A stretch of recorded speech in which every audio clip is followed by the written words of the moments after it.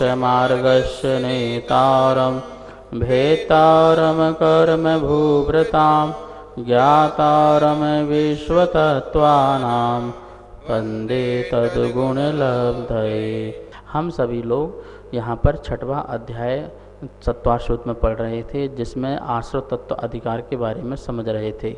हमने कल देखा था कि चारित्र मोहिनी कर्म के आश्रव का कारण क्या है। तो चारित्र मोहिनी के आश्रव का कारण कषायों के उदय से होने वाले जीव के जो तीव्र परिणाम हैं, भाव हैं, वह चारित्र मोहिनी कर्म के आश्रव का कारण होता है।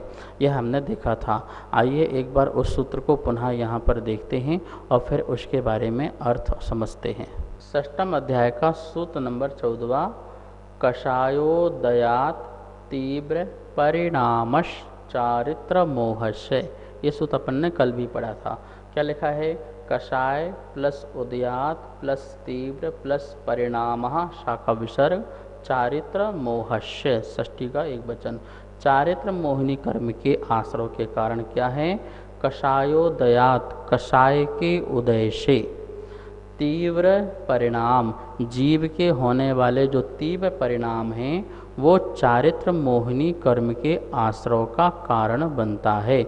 इस प्रकार से अपन यहाँ देखिए कि कषायों के उदय से, आइए समझते हैं थोड़ा इस सूत्र को और अच्छे से। यहाँ चारित्र मोहिनी के भेद लिखे हैं, कषाय और नो कषाय। ये अपन ने कल भी देखा था। इसमें 16 कषाय देखी थी अपन ने कषाय के भेदों में, और इसमें कल अपन ने अनंतानुबंधी और अप्रत्याख्यान, ये चार जो दो कषाएँ, अनंतानुबंधी की क्रोध मान माया लोभ और अप्रत्याख्यान की क्रोध मान माया लोभ, ये जो कषाएँ थी इसके बारे में अपन ने जाना, 2 कषायों को जाना था।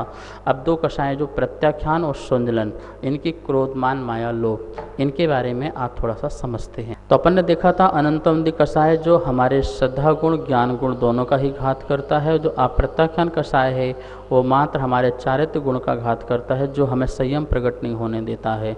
अब आते हैं आज प्रत्याख्यान क्रोध मान माया लोभ, जो ये 4 कषाएँ हैं वो क्या करती हैं? प्रत्याख्यान कषाय के उदय से जो हमारा जो सकल चारित्र है, वीतराग चारित्र है, वो प्रकट नहीं हो पाता है।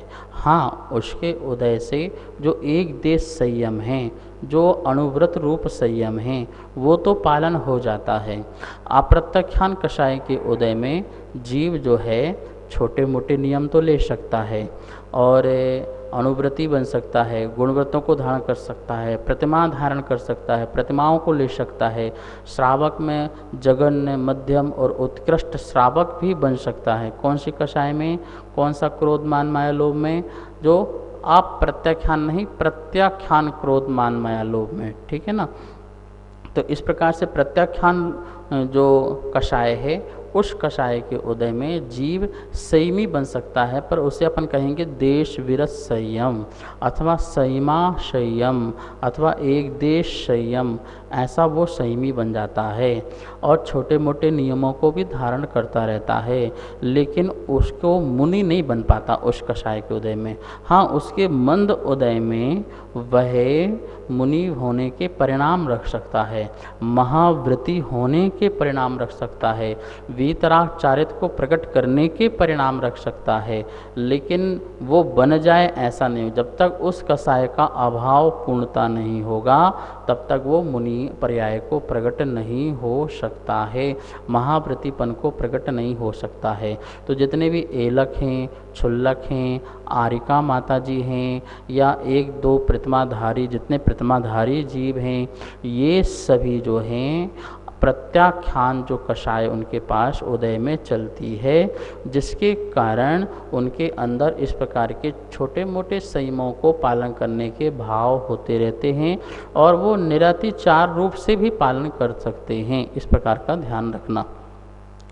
अब जो स्वंजलन कषाय है, क्रोध मान माया लोभ, संज्वलन, जहाँ पर संयम ज्वलंत रहता है, संयम अच्छा रहता है, जिस कषाय के उदय से जहाँ सराग संयम जो है व्यवहार संयम, जो व्यवहार चारित्र, निश्चय चारित्र, दोनों का सद्भाव हो सकता है। स्वंजलन कषाय के तीव्र उदय में वह जो है सराग चारित्र का पालन कर सकता है, मतलब महाव्रती बन सकते हैं, छठे गुण स्थानवर्ती महामुनिराज बन सकते हैं। और स्वंजलन कषाय के मंद उदय होने पर वह सप्तम गुण स्थान में प्रवेश कर जाते हैं, शुद्ध उपयोगी मुनिराज भी बन जाते हैं, अप्रमत्त गुण स्थान वाले बन जाते हैं। और मंद उदय हो जाए तो 8वें गुण स्थान में, और मंद हो जाए तो 9वें में, और भी मंद हो जाए तो 10वें गुण स्थान में, जो सूक्ष्म सांप्राय गुण स्थान हैं। और उस कषाय का पूर्णतः अभाव हो जाए तो वो 12वें गुण स्थान में, और सम हो जाए तो 11वें गुण स्थान में। इस प्रकार से उस कषाय का उपशम हो जाने से यथाख्यात चारित्र प्रकट हो जाता है, और उस कषाय का पूर्ण नष्ट हो जाने से भी यथाख्यात चारित्र क्या होता है, प्रकट हो जाता है। इस प्रकार से स्वंजलन कषाय जो है वो अंतर मुहूर्त मात्र की हुआ करती है, उसका संस्कार काल जो है वो अंतर मुहूर्त का, उसके बाद पुनः दूसरी स्वंजलन कषाय हो जाएगी, ठीक है ना। और जो अप्रत्याख्यान कषाय है उसका संस्कार काल जो है वो 15 दिन का है। सम्यक दृष्टि की जो अप्रत्याख्यान कषाय थी वो 6 महीने की थी। प्रत्याख्यान कषाय जो देशवृत्ति की है वो 15 दिन की है।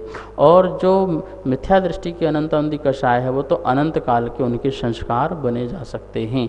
इस प्रकार से यहाँ पर अपने चारित्र मोहिनी के जो 16 भेद पड़े थे उसके बारे में जाना, और उसके उदय से होने वाले परिणाम से चारित्र मोहिनी का आश्रय हुआ करता है। यहाँ देखिए चारित्र मोहिनी लिखा हुआ है, कषाय और 9 कषाय।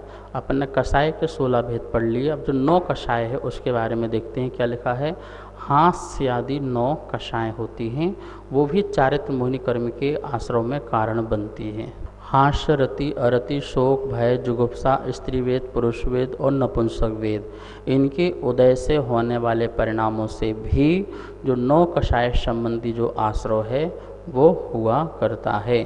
और ये जो 9 कषाय हैं ध्यान रखना, अनंतानुबंधी क्रोध मान माया लोभ हास्य आदि करे तो उसकी तीव्रता अलग होगी, और अप्रत्याख्यान कषाय वाला हास्य रति करता है तो उसकी कषाय की तीव्रता अलग होगी, और प्रत्याख्यान कषाय वाला हास्य आदि करता है तो उसकी कषाय की तीव्रता अलग होगी, और स्वंजलन कषाय वाला यदि हास्य रति शोक भय जुगुप्सा आदि करता है तो उसकी कषाय की तीव्रता अलग होगी। तो जैसे जैसे हमारी चौकड़ी जैसी होगी वैसे ही यह हास्य आदि हो जाती हैं। अनंतानुबंधी वाला यदि हास्य करे तो कैसा करे, वो रति करे तो कितना तीव्र रति करे, अरति भी करे तो कितना तीव्र करे।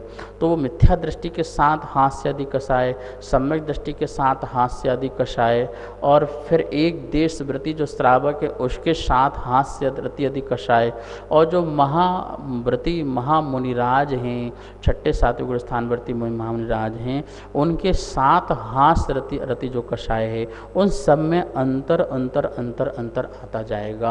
अनंतानुबंधी मिथ्या दृष्टि वाले के साथ तो बहुत महातीव्रता रहेगी, फिर मंदतर और मंदतम तक की ओर पहुँचती जाएगी तो मुनिराज की ओर मंदतम हो जाती है। इस प्रकार से हास्य आदि जो 9 कषाय हैं इसके उदय से जो जीव के परिणाम होते हैं उन परिणामों में भी यदि हमारे हास्य रति आदि रूप परिणाम हैं तो वो उससे भी आश्रय चारित्र मोहिनी कर्म का होता है। नमोस्तु आचार्य श्री।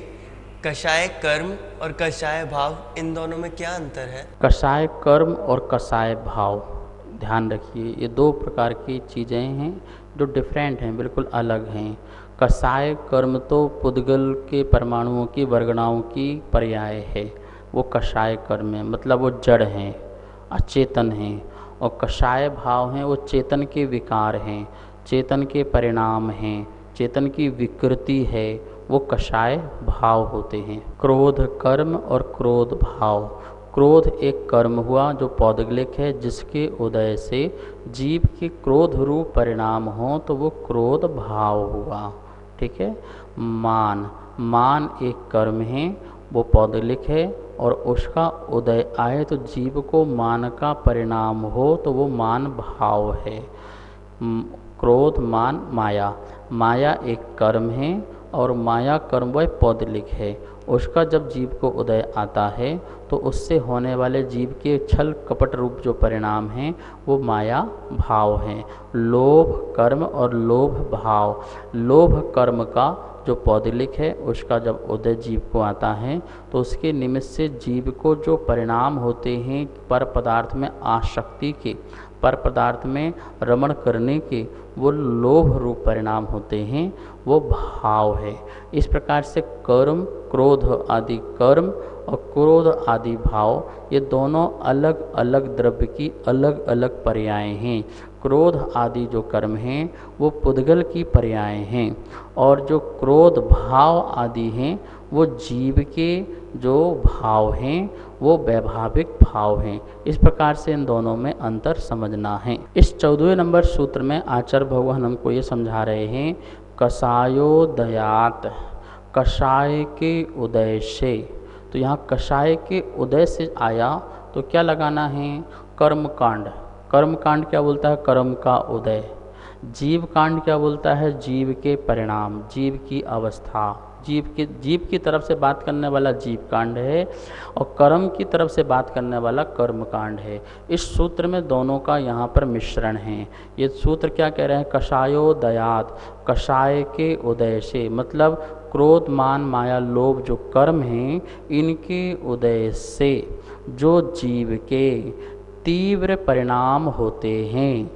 क्या होते हैं, परिणाम तीव्र होते हैं। किसके परिणाम तीव्र हो रहे हैं, जीव के परिणाम तीव्र हो रहे हैं। कैसे कैसे परिणाम होते हैं अब हमको उसके बारे में जानना है। कषाय का उदय तो आ गया, ठीक है, वो तो हमारे वश में नहीं था। जो उदयावली में आया है वो उदय आएगा ही आएगा। सत्ता में रखा हुआ जो कर्म है, क्रोधादि कर्म हैं, हम उसमें तो कुछ परिवर्तन कर सकते हैं वर्तमान के पुरुषार्थ से, लेकिन जो उदयावली में जो कर्म आ गया है हमारा उसमें पुरुषार्थ नहीं चल सकता है। उदयावली में जो भी कषाय कर्म उदय में आएंगी उसके माध्यम से होने वाला जो जीव का परिणाम है, मंद परिणाम या तीव्र परिणाम, पर यहाँ कह रहे हैं तीव्र परिणाम। क्या परिणाम कह रहे हैं, तीव्र परिणामों में से, मंद परिणाम की बात नहीं कह रहे हैं। तीव्र परिणाम से होने वाला जो भाव है उससे जीव को चारित्र मोहिनी कर्म का आश्रय होता है। आइए जरा अपन देखते हैं कि कषाय के उदय से जीव के तीव्र परिणाम होते हैं तो उस समय जीव की क्या क्या अवस्था होती है जिससे चारित्र मोहिनी कर्म का आश्रय होता है। चारित्र मोहिनी कर्म के आश्रय के कारण आप देखिए यहाँ पर लिखे हुए हैं, क्या क्या लिखे हैं, स्वयं कषाय करना, दूसरों में कषाय उत्पन्न करना। कषाय के उदय से एक तो स्वयं कषाय करना, क्रोध मान माया लोभ, अथवा दूसरों को कषाय उत्पन्न कराना। उस व्यक्ति शांत बैठा है, हमने कुछ विघ्न पहुंचाया, उसको कषाय उत्पन्न हो गया, उसको छेड़ा, उसको चढ़ाया, उसको विघ्न बाधा पहुंचाई, किसी प्रकार से उसमें कषाय पैदा की। तो इस प्रकार से तीसरा पॉइंट लिखा हुआ है, चारित्रवंतों के चारित्र में दूषण लगाना, निंदा करना। जो भी चारित्र से संपन्न हैं, संयम से संपन्न हैं, उन संयम से संपन्न व्यक्तियों को, जीवों को उनके संयम में, उनके चारित्र में दोष लगाना, उनकी निंदा करना। ये तो कहाँ चारित्रवान हैं, ये तो ढोंगी हैं, इन्हें कुछ नहीं आता है, ये कुछ नहीं करते हैं, दिखते कुछ हैं, करते कुछ हैं, बताते कुछ हैं। इस प्रकार से जो चारित्रवंत हैं उन पर क्या लगा रहे हैं, दोष मंड रहा है, दोष डाल रहा है, दोषों को दिखा रहा है और निंदा कर रहा है, दूसरों के सामने निंदाएं कर रहा है। ऐसा व्यक्ति को चारित्र मोहिनी कर्म का क्या होता है, आश्रय होता है। संक्लेश पैदा करने वाले वेश और व्रत धारण करना। चौथा पॉइंट लिखा हुआ है, संक्लेश, अपने अंदर संक्लेश पैदा हो, ऐसे नाना तरह के वेश को धारण करता है। जो ऐसे नाना तरह के वेश धारण करना चालू करता है व्यक्ति, उससे भी उसका चारित्र मोहिनी कर्म का आश्रय होता है। वो जैसे गुंडा नहीं है, गुंडा बन गया, और इस प्रकार से विकराल रूप बना लिया, कुछ भी प्रकार का वेश बना सकता है जिससे संक्लेश परिणाम हमारे हों और दूसरों के भी क्या हों, संक्लेश आदि परिणाम हों। इस प्रकार से, और ऐसे व्रतों को भी धारण करना जिससे संक्लेश परिणाम हो रहे हों।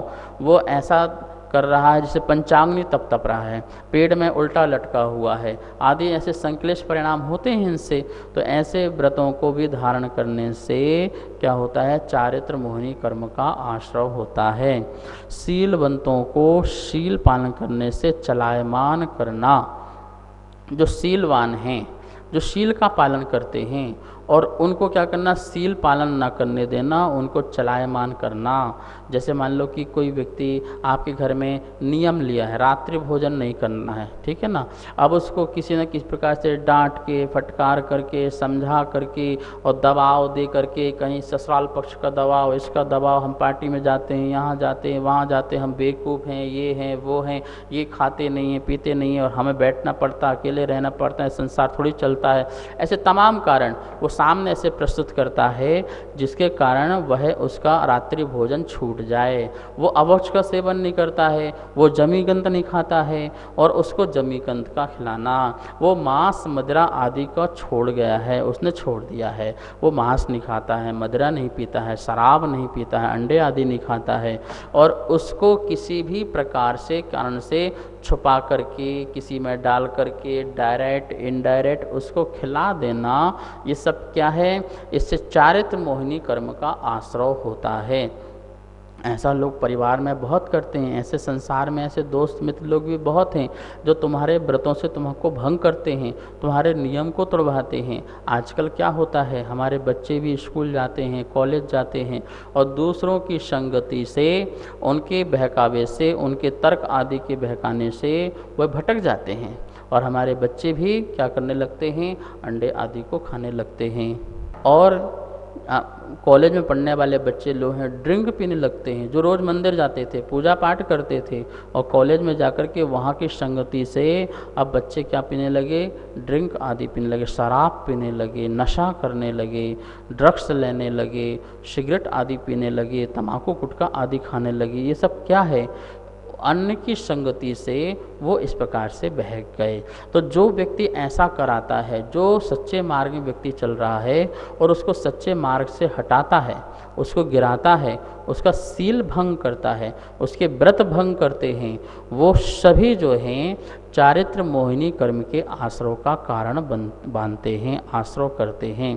ध्यान रखना, आप यदि पालन नहीं कर पा रहे, ये आपकी मजबूरी है, ये आपका पाप कर्म का उदय है, लेकिन भैया जो पालन कर रहा है उसके पालन में सहयोगी बनना चाहिए, साधक बनना चाहिए, उसकी तपस्या की अनुमोदना करना चाहिए, उसके व्रत नियमों की प्रशंसा करना चाहिए। आप धन्य हैं, आप भाग्यशाली हैं, बड़भागी हैं, पुण्यशाली हैं कि आप इस कली काल में भी, ऐसे समय में भी व्रतों का पालन कर रहे हैं, अष्ट मूल गुणों का पालन कर रहे हैं, मांस मदिरा का भक्षण नहीं कर रहे हैं, रात्रि भोजन नहीं कर रहे हैं। आप धन्य हैं, आपका जीवन धन्य है। इस प्रकार से उसके नियमों की अनुमोदना करें, प्रशंसा करें, तो आपका चारित्र मोहिनी कर्म का जो सत्ता में है वो भी कटेगा, वो भी नष्ट होगा, आपके अंदर उज्जवल भी संयम प्रकट होने के चांस खड़े होंगे। लेकिन यदि आप उसको चित करते हो, परिवार के लोग ऐसे घेर के बैठ जाते हैं, तुमने नियम लिया तो लिया कैसे, तुमने व्रत लिया तो लिया कैसे, ऐसे नहीं चलेगा, इसे छोड़ो। बहुत सारे बच्चे माता पिता को लेके आते हैं हमारे पास, महाराज जी मम्मी को समझाओ, पापा को समझाओ, ये कितना व्रत करेंगे, कितना उपवास करेंगे, कितना ये पालन करेंगे, ऐसे थोड़ी चलता है, ऐसे परिवार थोड़ी चलता है, इनको समझाइए, इनको ये बीमारी, इनको ये है, इनको वो है, अनेक प्रकार के उलझने पैदा करते हैं। ध्यान रखना, आपको चारित्र मोहिनी कर्म का आश्रय इससे होता है। कभी भी शीलवंतों के शील पालन करने से चलायमान नहीं करना है, अपितु उनको और दृढ़ करना, उनको और संकल्पित करना। उनको जितना दृढ़ करोगे आपका चारित्र मोहिनी कर्म नष्ट होगा और आप में भी वह संयम के परिणाम प्रकट होंगे। ऐसे ही आप मुनिराजों के पास भी जाते हैं तो मुनिराजों के भी शील में बढ़ाना है, घटाना नहीं है, उनकी साधना बढ़ाना है, घटाना नहीं है। उनको हमें क्या नहीं बनाना है, हमको उनको व्रतों से नीचे नहीं गिराना है, हम उनकी साधना में ऐसे साधक बने कि उनके व्रत क्या हों और ऊपर ऊपर जाएं। आधुनिक अनुसंधान में आकर के कहीं हम मुनिराजों को, कहीं त्यागी व्रतियों को कहीं और नीचे ना ले जाएं, इस बात का हमें पूरा पूरा ध्यान रखना है। हम ऐसी वैयावृत्ति करें जिस वैयावृत्ति के प्रभाव से उनका चारित्र और उज्ज्वल हो और पावन बने और पुनीत बने। तो जिससे क्या होगा, हमारा चारित्र मोहिनी आश्रय तो नहीं होगा, जो चारित्र मोहिनी कर्म होगा वो भी क्षय को प्राप्त हो जाएगा। और यदि हम महाव्रतियों के पास जाकर के, बड़े बड़े साधकों के पास जाकर के अपनी शिथिलता उन पर पोषण करवाते हैं, उनको भी शिथिलाचारी बनाते हैं, तो इससे हमारा चारित्र मोहिनी कर्म का तीव्र आश्रय होगा। और ऐसा आश्रय होगा कि फिर हमें कभी भी लगता है चारित्र धारण करने का अनंतों काल तक मौका ना मिले। क्यों? कहाँ वो महाव्रती, कहाँ वो उच्च कोटि के स्थान पर बैठे हुए हैं, और उनको हम क्या करें, उनको ला कर के नीचे गिरा दें, तो ध्यान रखना ये बहुत बड़ा पाप है, बहुत बड़ा कर्म है। इससे बहुत बड़ा चारित्र मोहिनी कर्म का आश्रय होता है। ऐसा बिल्कुल कभी भी कदापि ना करें, वरना चारित्र मोहिनी कर्म का आश्रय तुमको होगा जिसके उदय से कितने काल पर्यंत तक तुमको स्वयं चारित्र धारण करने के भाव प्रकट नहीं होंगे। अब अंतिम लिखा है शील व्रतों की निंदा करना। शील जो व्रत धारण किए हुए हैं उनकी निंदा करना, ये तो धूर्त हैं, ये तो मायाचारी हैं, ये तो छल कपटी हैं, ये तो धोखे देने वाले हैं, ये भी कोई व्रत होते हैं, ये धारण करने लायक होते हैं, इनने ऐसे धारण कर रखा है आदि अनेक प्रकार से उनकी निंदा आदि करना, ये भी चारित्र मोहिनी कर्म के आश्रय में कारण बनती है। नमोस्तु आचार्य श्री, अभी आपने चारित्र कर्म के बारे में बताया तो मेरे मन में एक जिज्ञासा उत्पन्न हुई कि मुनि महाराज की कैसे वैयावृत्ति करनी चाहिए जैसे उनका चरित्र बढ़े और हमारे चारित्र कर्म का क्षय हो। नमोस्तु महाराज श्री। जैसा तीर्थंकरों ने कहा है और आगम में लिखा है, ऐसे आगमानुकूल चारित्र जो कहे गए हैं वैसा ही उनका पालन करवाना, वैसा उनको आहार दान देना, वैसे उनकी वैयावृत्ति करना, वही साधन देना जो उनकी साधना में कारण बने।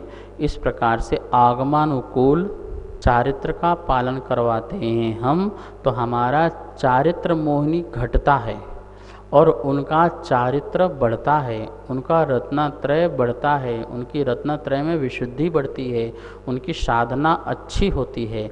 तो 28 जो मूल गुण किए गए हैं उन 28 मूल गुण में दोष ना लगे मुनिराज को। इस प्रकार से इनके पालन में हमें क्या होना चाहिए, वह साधक बनना चाहिए। जैसे 46 प्रकार के जो दोष टाल करके आहार ग्रहण करना चाहिए, तो उसमें हमें श्रावक को ध्यान रखना है कि किसी प्रकार का उनको दोष ना लगे। जैसे आपने अपने भक्ति बस से भक्त बन करके, महाराज जी आज हमारे यहाँ चौका लगा, आपको हमारे यहाँ आना होगा, यदि आपने ऐसा बोला तो क्या हुआ, आपने उनमें दोष लगाया और महाराज जी आ गए तो महाराज दोषी और तुम भी दोषी, दोनों दोषी हो गए। तो आपने उनके वैयावृत्ति अच्छे से नहीं की, मतलब का आपने दोषपूर्ण वैयावृत्ति की है। तो इसी प्रकार सभी चीज़ों में लगा लेना।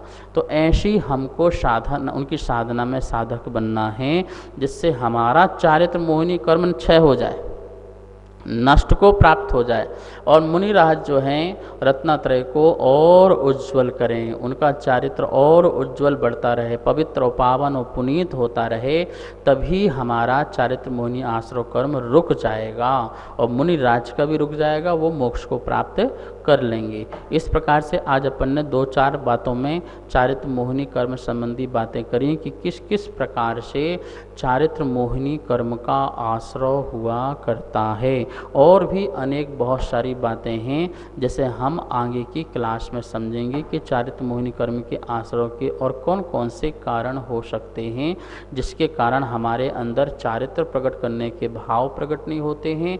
मनुष्य पर्याय तो मिल गई, पर मनुष्य पर्याय में भी कितने लोग हैं, जैनों में भी कितने लोग हैं 2 करोड़ में, कि 200-500 लोग ढूंढना भी मुश्किल हो जाएगा जो अनुवृत्ति होंगे और महावृत्ति होंगे, क्योंकि उनके परिणाम प्रकट नहीं हो पा रहे। मनुष्य पर्याय पा करके भी, दुर्लभ पर्याय पा करके भी, क्योंकि हमने कहीं ना कहीं इस प्रकार से चारित्र मोहिनी कर्म का बंध बांध रखा है जिसका आज उदय आ रहा है और हम अनुव्रती नहीं बन पा रहे हैं और मुनिराज आदि भी नहीं बन पा रहे हैं। इन सबको काटने के लिए हमें चारित्रवानों की सेवा करना चाहिए, शीलवानों की सेवा करना चाहिए, उनका संरक्षण करना चाहिए, उनका संवर्धन करना चाहिए, उनके गुणगान यश आदि गाना चाहिए, दर्शन आदि करना चाहिए, जिससे हमारा चारित्र मोहिनी कर्म कटता है।